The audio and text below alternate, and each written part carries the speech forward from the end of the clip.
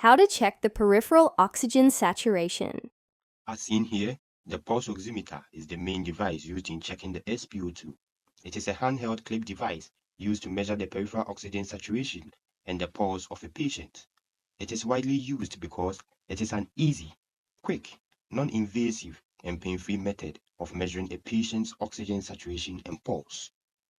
First of all, you need to wash your hands or apply alcohol-based hand rub. Introduce yourself to the patient. Seek permission from the patient by explaining the procedure to them to ensure their cooperation and decrease anxiety. Expose the site where SPO2 will be checked to know if there are any contraindications of checking the SPO2 on that particular site. The patient has to be comfortably seated or lying down. The patient should have relaxed for about 5 to 10 minutes. Here are some things you need to do away with as a patient or health worker since they affect the accuracy of the measurement. Long nails, fingernail polish, tattoos, smoking, intravenous dyes, high-intensity lighting, jewelry, or anything that reduces peripheral perfusion. Here are the things you have to do. You should warm your hands and rest for about 5 to 10 minutes. You have to set your tray. You will need an alcohol swab to clean the site.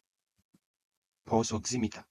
Ensure that it is functioning properly by turning it on and checking the battery level. Vitals chart or patient's medical records to document your findings and the procedure. You have to select the appropriate site to check the SPO2 of the patient. The most common site is the fingertip. Assess for warmth, the capillary refill time, and the pulse are the chosen site to ensure accurate reading. Remove any nail polish or artificial nails if necessary. Clean the site, ensuring that the area where the sensor will be placed is clean and dry. Position the hand of the patient at the level of the heart. Turn on the pulse oximeter and insert it on the cleaned finger. It shouldn't be too tight to impair circulation. Attach the sensor correctly, ensuring that the light emitter and the detector are aligned properly.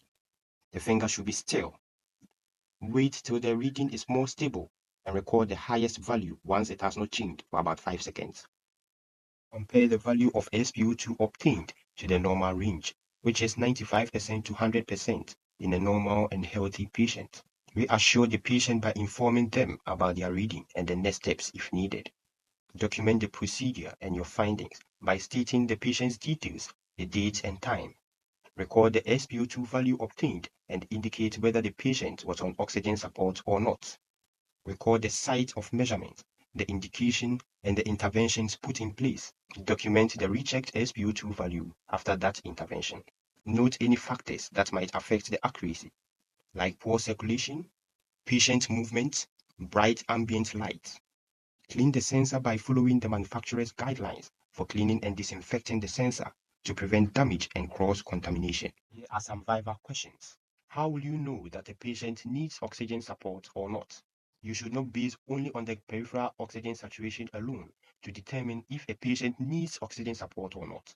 You need to apply your clinical judgment by taking note of the effort of breathing and some signs of respiratory distress like fast breathing, nasal flaring, intercostal recession, subcostal recession, cough, grunting, trachea tugging, head bobbing, noisy breathing, using accessory muscles for respiration, bluish extremities or cyanosis, pursed lip breathing, paradoxical breathing, lethargy, sweating, confusion.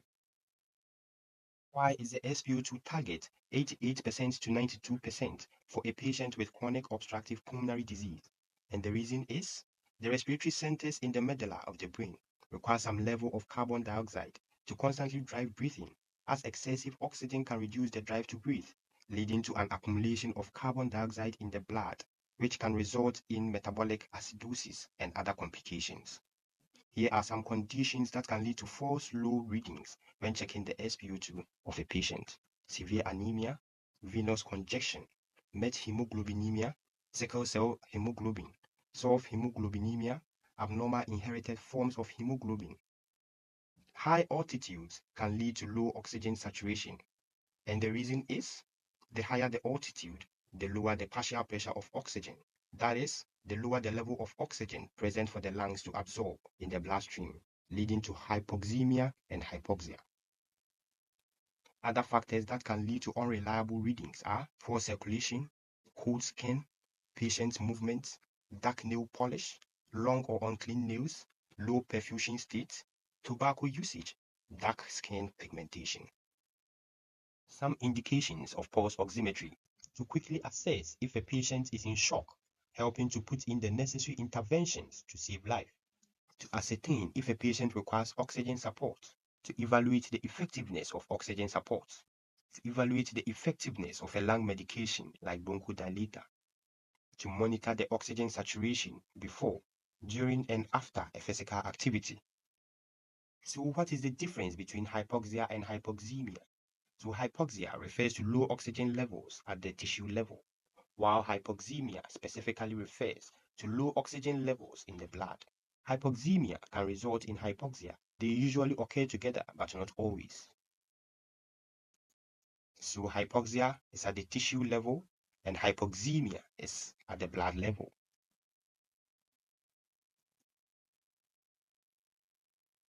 Don't forget to subscribe, like, share, and leave a comment. You can scan the QR code to follow us on these social media platforms.